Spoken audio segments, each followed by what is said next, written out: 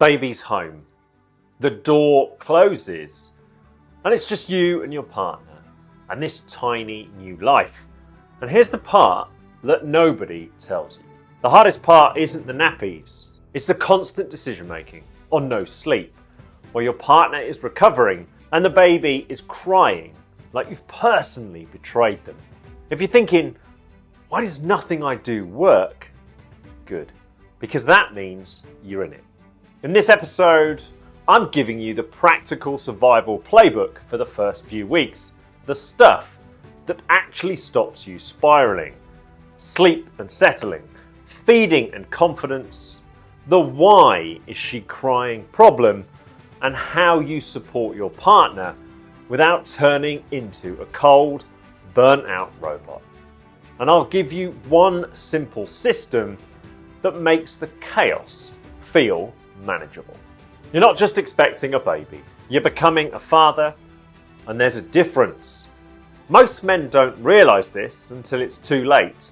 They wait, they stay quiet, they assume that they'll figure it all out when baby arrives. And then one day, they're exhausted, disconnected, and wondering how they became a passenger in their own family. This series exists to stop that from happening. I'm Aidan, founder of the Modern Fatherhood Club and dad of two. I've lived the mistakes, I've carried the pressure, and I know exactly what it costs when fathers don't prepare. This isn't about being perfect, it's about being present. It's about understanding your role early so you don't spend the next 5 years trying to repair it. Every episode in this series gives you clarity, perspective, and one thing you can actually do right now to show up better for your partner and for your child. Okay, let's dive in. Here's the truth. In the early days, you don't need a perfect routine. You need a plan for the chaos. Because the first few weeks are basically guesswork. Baby cries, you guess. You try something, baby cries again, you guess, you work it out. Baby cries again, you guess, you work it out, and eventually baby settles. And that's going to drain your resources, it's going to drain your battery, it's going to drain your collective energy. But it can't be planned for. You need to get to understand baby's cues, and you kind of need to just go with the flow. It's a challenge, but you've got to do it. You and your partner need to find your feet. You need to minimize the interruption so you can focus on baby, but you can also focus on learning how to adapt to this new human, how to adapt to the demands and the uncertainty that baby is going to create. At times, you're going to question everything. You're going to question every decision you make. But over time, you build confidence, and then you start to understand what baby needs. And as parents, you might even question your entire identity. So today, I'm going to give you the 4 problems that catch most dads out, what to do in the moment, and how to protect your relationship whilst running on fumes. Our first night with our eldest was utter chaos. Feeding, changing, holding the baby, we had that nailed. But getting him to sleep, that was the puzzle that we were not ready for. Because the little guy had just spent 9 months warm, safe, hearing mum's heartbeat. And now he's in a crib, at the end of the bed. We tried everything. Holding him till he fell asleep, and then transferring him, that was a fail. We had a sleepy head, which we later learned isn't recommended. But again, it didn't work. I tried lying next to him, holding his hand. Epic fail. What worked though? Laying him across my partner's chest. Warmth, scent, heartbeat. That's when he slept. And in that moment, I learned something that every dad needs to hear. Your job early on isn't to solve the baby, it's to stabilise the environment around her and baby. If your baby only settles for mum right now and you feel useless, listen carefully. That's normal, and you still have a job that matters. In the early days, baby will often want mum. Her smell, her warmth, her milk, She is home. As a dad, that can sting. You can feel sidelined. But let me reframe it. If baby is clinging to mum, you become the protector of mum. You're not irrelevant, you're essential. Because when mum starts to crack from exhaustion, pain, or self-doubt, your response can literally determine whether your home feels safe or chaotic. These are the 4 everyday challenges you're going to face. Now, sleep's not going to be structured at first. So stop trying to win sleep. Instead, focus on creating conditions for sleep. So here's what to do. Dim the lights, keep voices low, reduce stimulation after feeds. Aim for calm cycles, not schedules. Forget the clock. Focus on calm. And here's the part that saves relationships. When baby cries, dads panic because it feels like a test. It's not a test. It's a checklist. Run the basics: nappy, hunger, wind, temperature, overstimulation, comfort. And if you've done all that, well, sometimes baby just needs to be held, and together you need to ride it out. So in moments like that, you want to be saying things like, we're not failing, we're just learning the cues, we'll get through this together. Now, if we look at challenge 3, this is all about feeding struggles. The biggest challenge that we faced, both boys had a tongue tie, which meant breastfeeding became painful. And here's what happens when feeding gets hard. Well, she starts to believe that she's failing, and that's the danger zone. Because your partner isn't just trying to feed a baby, she's trying to become a mother in real time, all whilst her body is hurting. Your job here is not solutions first, it's emotions first, then solutions. So when you talk to her, ask her what the hardest part of it right now is, and let her know that you're there, supporting her, and encourage. Make sure she recognizes the strength it's taking to get through these early challenging phases. But above all else, listen. Hear what's being said. Don't solve the problem. Focus on her. Focus on the connection between her and baby, because that's what you're there to protect. And that's sometimes what we overlook. Yes, sometimes we want to step in, but at times, actually, you've got to let them fight it out. You've got to let them find what works for them, because they're going to work together over a long period of time. Baby needs to understand mum. Mum needs to understand baby. Your job is to protect and nurture that bond as best you can. You put the ego to one side. You put the solution-focused you to one side, and you focus on the emotional bond, the connection that they're building, so that baby feels safe and mum feels confident to ride out this storm. So let her know that you're with her, that you'll get support if it's necessary, and underline the fact that she's not failing. And look, if you are facing challenges with breastfeeding, this is where you've got to be patient. This is where her role as mum can be eroded really quickly. And this is where her confidence can be eroded. Her energy levels are already sapped. And when she's battling baby to get baby to latch, well, you can't get involved. It's not something you can do. But throwing out solutions, that can create friction, that can undermine her early confidence. Your job is to identify the solutions without pushing them upon her. Because if you get that right, if you identify that there's opportunity for support, get her the support that she needs. Get her to go along to breastfeeding clinics. Open up Google. Find the La Leche group. They will support breastfeeding. And they'll even get in contact with your partner if she needs it. That's where those early days between mum and baby have to be protected. So yes, you can go into solution mode, but it's not about forcing the solution upon her.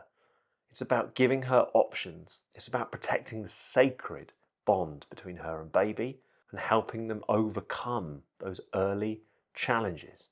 It's certainly not about throwing out solutions like, well, I'll just go and warm a bottle, because what she's looking for is the confidence to continue that battle, the confidence to win that battle, that confidence to bring her baby close so that that bond continues to build. The next thing you're going to face is your partner's emotional drop. After birth, hormones shift, and they shift hard. Sleep deprivation hits, confidence wobbles, and if you're not paying attention, you're going to miss it. So here's what to do. Check in daily, ask simple questions, don't argue with emotions. Let her know that you're trying to understand and make sense of what's going on, and make sure she understands you have her back. And if she's facing challenges, be open, be honest with her. Let her vent, let her explain how she's feeling. But don't solutionize. Go in with an open mind, listen, hear what is being said. Your role is not to undermine the confidence that she is building. Your role is to reinforce the power of early motherhood, the importance that she has in raising your children, and that you stand shoulder to shoulder with her so that she feels emotionally supported and heard. So make sure you ask her, what do you need from me right now? Now here's the system that stops you both drowning. It's simple, but it changes everything. And we call it the divide and protect system. In the early days, your job is divide. One of you handles baby, the other handles the world. Not forever, just for the early days and just for survival. And then it's protect. Protect mum's recovery, protect the environment, protect sleep opportunities. And then repeat. Do it in blocks. Even 90 minutes of real rest can change your whole day. Now here's what to do to make the biggest difference. Skin to skin. Whip your shirt off. Put baby on your chest. Change nappies without being asked. Handle meals. Do the cleaning, the shopping. Manage messages and visitors. And then check in with mum's recovery. Make sure she's building a support network before she needs it. And remember, if you go into problem-solving mode and ignore her emotional reality, well, you can accidentally make her feel alone. So slow down, listen first, then solve. Look, if you take one thing from this episode, take this. Be the stabilizer. When baby is unpredictable, when mum is overwhelmed, when you're tired and snappy, your job is to bring back calm to the room.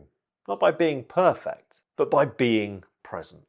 So here's the recap. Baby is likely to want mum early. That's normal. Your role is to protect mum and stabilise the home environment. Focus on calm cycles, not schedules. And it's emotions first, solutions second. And finally, divide and protect to ensure that you get the rhythm that you and she need in the early days. Each child is different, each pregnancy is different, each post-birth experience is different. You're going to face challenges collectively. She is going to face challenges bonding with baby. She is going to feel on her own, isolated, overwhelmed, frustrated if that early latch on breastfeeding doesn't work. That's where her confidence deteriorates. That's where her energy is sapped. Sleep deprivation is one thing, right? It's hard, it's exhausting, but you can get through it. But anything that erodes her confidence, her early confidence, that only makes it harder. And one of the challenges that you face as a dad is if you're on paternity leave and it's not extended, so you've got the 2 weeks, it's a finite window for you to have an impact. It's a finite window for you to protect her mind, her body, her recovery. It's a finite window for you to protect that bond. And that's one of the challenges we face, that we're launched back into the workplace and we still have unfinished business. We still don't truly understand how baby and mum are coping, how they're bonding. And those are challenges that the world is yet to fully understand. And those are the challenges that also create issues for you, conflict for you. Now, of course, your role in the early days is to make the most of those early bonding experiences, but it's also to create this safe space for mum and baby. Your opportunities will come. Your opportunities to bond, your opportunities for rough play, bonding the way that you believe that fathers bond with babies, that all comes. Those early formative days and weeks, that's simply about protecting. Not providing, just protecting. It's protecting your partner from the outside noise, the outside interruption. It's about ensuring there's a support network that's actually supportive and not draining her resources and her energy levels. And it's about making sure that she's understanding baby's cues. Because when you step out of the door post-paternity, she's on her own and you can't protect her in the same way. And you're going to feel conflicted, you're going to feel guilty, you're going to feel frustrated. But one of the key things that you can do is take some of the mental load. So ensure that you are stepping up on some of the administrative stuff, the boring stuff, just so that she can focus on that early bond. If you ignore that early stress, if you ignore those early feelings that she experiences where she's not sure, where she's feeling overwhelmed, where she's anxious, that becomes a problem for you, for her, and the longevity of your relationship, especially when baby is thrown into the mix. So if you take anything from today, protect the space, listen, lean in, and hear what's actually being said, because she'll respect you more for the support that you give her now. She'll love you more because you stepped in, you didn't try and solve every problem, but you listened to what was being said. So if this episode hit home, that's not by accident.